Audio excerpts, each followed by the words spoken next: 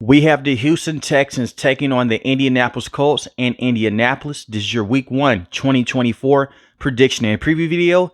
Hit subscribe if you're new. Also, hit that like button. This game is in Indianapolis, so let's start off with the home team, the Indianapolis Colts. Last season was a very fun but disappointing season for the Colts.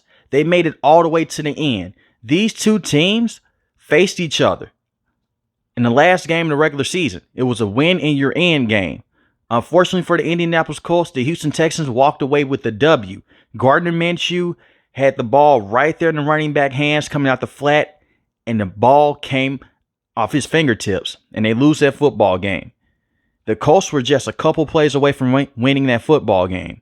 And we saw Anthony Richardson's season be cut short last season due to injuries. He suffered a concussion. He also suffered a shoulder injury as well. Now, Anthony Richardson is full go, and the same with the rest of the Indianapolis Colts team. The keys of victory for the Indianapolis Colts is quite simple. It's for Anthony Richardson to be consistent with his passing and to take care of the football. Now, Anthony Richardson did a good job taking care of the football in his rookie season. It was a short sample size, but in the preseason, he had a lot of good moments and a lot of bad moments as well. He is still raw as a player, and he's still raw as a passer. You do want to run the football as much as possible with Jonathan Taylor and run the offense through him and try to run Anthony Richardson as well, but you want to be careful with running Anthony Richardson. This is a kid that has the prototypical size and the speed to be one of the best quarterbacks in the NFL today, but you want to take care of him. He doesn't want to go out there and take unnecessary risk at all. Run the football and run the read option with Jonathan Taylor and Anthony Richardson, and run that RPO with Michael Pittman Jr. coming across the middle of the field as well. Josh Downs is questionable to play in this game, but he is on pace to play in this game. They need all the weapons possible to go against this tough defense of the Houston Texans. I know that a lot of people may look at this game and say the Houston Texans are going to easily walk away with this. I don't think that's the case. The Indianapolis Colts, they have a tough football team, and Anthony Richardson did look good before he got injured. The thing is this, he didn't play those many games in college. He hasn't played so much in the pros either. You just want to take care of him and limit the passing action. He should not have over 30 pass attempts in this game. Run the football through Jonathan Taylor and to Trey Sermon as well, and work off of play action. I'm going to be very intrigued to see that matchup with Derek Stingley Jr. and Michael Pittman Jr., and also to see what A.D. Mitchell is going to be able to do as well. He's a second-round pick that they picked up. Alec Pierce hasn't been able to become that number 2 reliable option, but he still has been a solid wide receiver at times when they call upon him. You also have Josh Downs that's going to do his thing in the slot as well. The offensive line from tackle to tackle, they look very good. From Bernard Raymond to Quentin Nelson, who is one of the best interior offensive linemen in the NFL. I like Ryan Kelly a lot, and Braden Smith is a good right tackle. They have the pieces to go out there and to try to control the game. You can win off of time possession, but you want to be careful with that because C.J. Stroud was one of the best quarterbacks in the NFL last season. Far as the defense for the Indianapolis Colts, you have to find a way to go out there and slow down the passing attack of the Houston Texans. I'm not trying to be very disrespectful towards the Houston Texans, but their run game was very inconsistent last season. I think that's one of the least of the Indianapolis Colts' worries until Bobby Slowick can prove that he can go out there and he can scheme up different run plays, and until that offensive line can be consistent enough. I'll talk more about the Houston Texans run game when I talk about them in a portion of this video. But the Indianapolis Colts secondary, they have to step up. Last season, their secondary gave up a lot of big plays, and I understand Juju Brents, he missed time. But when he was able to step on the field, he looked very good. Right now, he is questionable to play in this game, but he's on pace to play in this game. I like Kenny Moore the second as well. I like Nick Cross, and I like Jalen Jones at the cornerback position. Those guys are all young, and that's what bothers me, because you're going against a quarterback that plays like a veteran, and he has a brand new veteran target and Stephon Diggs. You also want to watch out for Dalton Schultz across the middle of the field as well.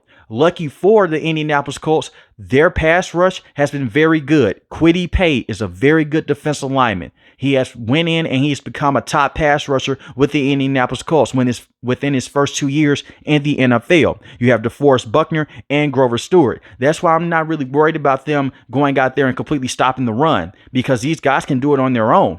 I'm just worried about their secondary in the play action game. That's it. EJ Speed is a solid linebacker, but Zaire Franklin is the guy to look at in this game. I know that DeForest Buckner is the best defensive player with the Indianapolis Colts, but when you talk about a do-it-all linebacker, Zaire Franklin was phenomenal last season. He rarely missed any tackles. He's a tackling machine. So look at him and Joe Mixon to be the pivotal matchup on the offensive end for the Texans and for the defensive end of the Indianapolis Colts as well. But when I look at this, the Colts have everything that it takes to go out there and give the Houston Texans a lot of headaches in this game, especially with it being the first season. Especially with it being the first game of the brand new season. Now let's talk about the Houston Texans. Last season was phenomenal. You made the NFL playoffs with a rookie quarterback who did miss some time because he suffered a concussion against the New York Jets, and they didn't miss a beat. And you also did that with a first-year head coach in DeMeco Ryans. You want to go out there and set the tone. This is a division matchup. No team wants to go out there and lose this game, let alone it being the first game of the regular season. When I look at the Houston Texans, it comes down to this. We know that C.J. Stroud is going to be great. We know that Stephon Diggs is still a top wide receiver, and they have Tank Dell coming back from that leg injury. Can the run game be consistent in this game? You have to help out CJ. It was too many times last season to where CJ had to put the offense on his back because the run game was very inconsistent. Part of that was because the offensive line was dealing with so many injuries. I go back to week 1 of last season when they went against the Baltimore Ravens. I felt bad for CJ.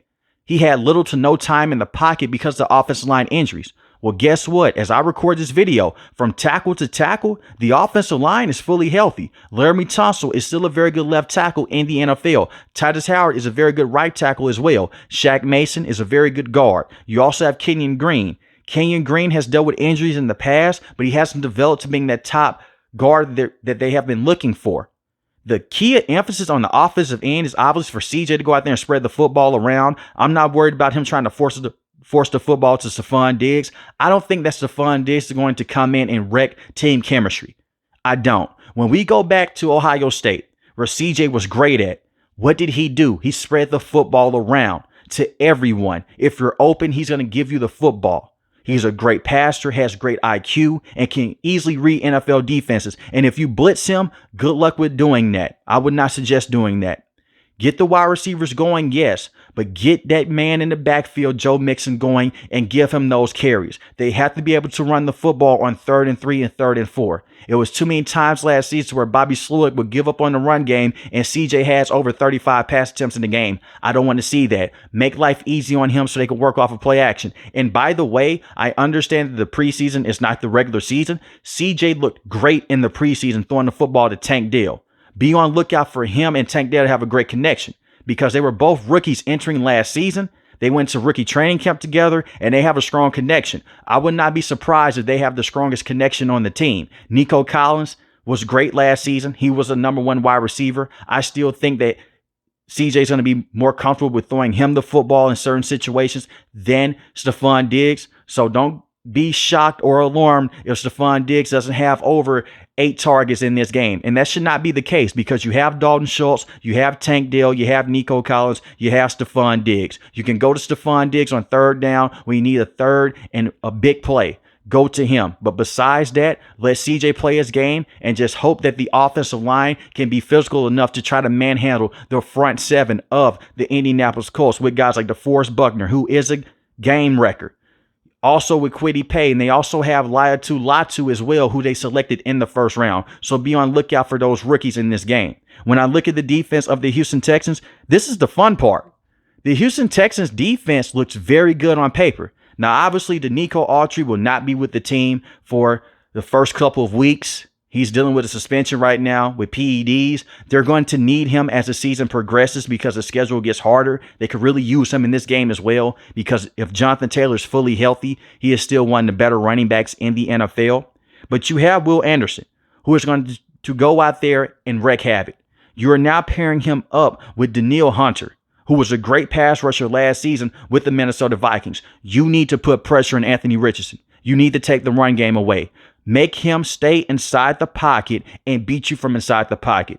Not saying that he can't do that because he did a lot of good things last season, especially when he went against the Los Angeles Rams. But like I mentioned before, that's a short sample size. Make him prove that he can beat you with his arm.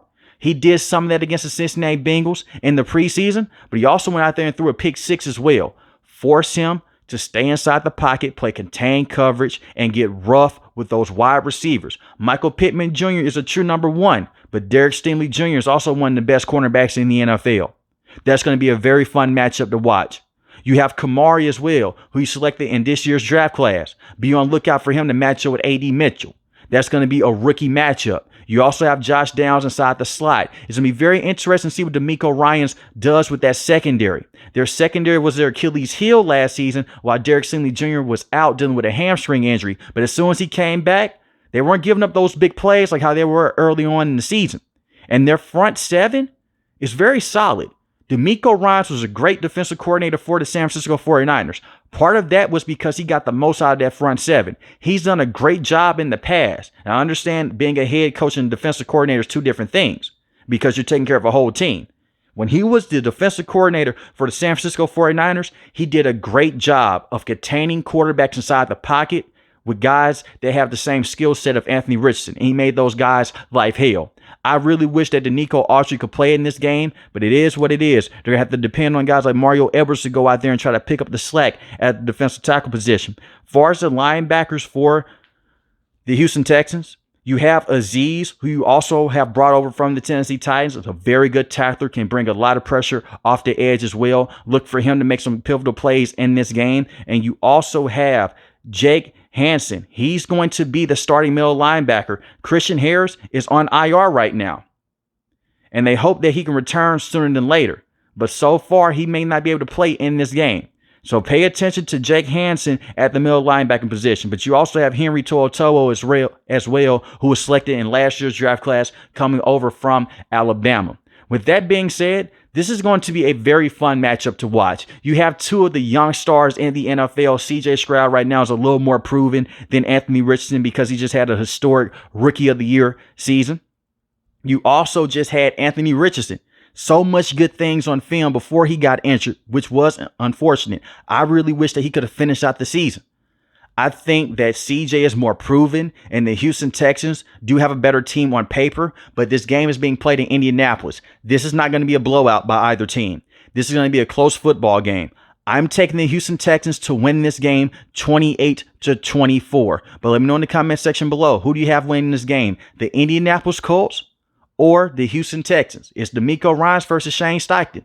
If you're new to the channel, hit the subscribe button. If you like the video, hit the like button. Most importantly, want each and every last one of you guys stay safe, stay positive. Thanks for watching the video, guys. God bless. Peace.